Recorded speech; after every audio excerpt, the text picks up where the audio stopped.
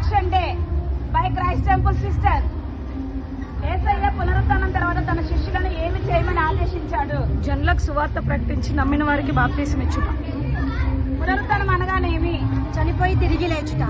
క్రీస్తు మృతుల్లో నుండి ఎలా లేపబడెను? ప్రథమ ఫలముగా. ఎక్కడ తాను సిలువ వేయబడి మరలా లేస్తానని యేసు తన శిష్యులతో చెప్పెను? జెరూసలేములో. ఎవరెవరికి ప్రభు అయినప్పుడు క్రీస్తు చనిపోయి మరలా బ్రతికెను? మృతులకు సజీవులకు.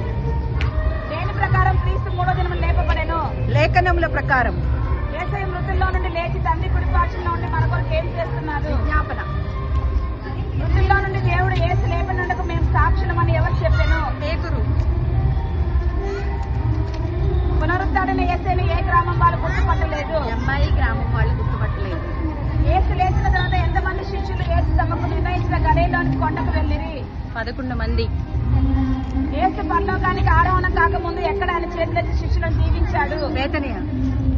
యేసు దేహంను తనకిమ్మని అడిగిన వ్యక్తి ఎవరు? అరిమత యేసు.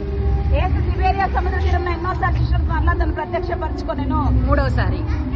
ఎవరు రాయి పొర్లించి దాని మీద కూర్చుండెను? దేవుడు. సమాధి ఎద్దకు పరిగెత్తుకొని పోయి వంగి చూడగా నారపట్టం చూసిన వ్యక్తి ఎవరు? పేతురు. Happy resurrection day.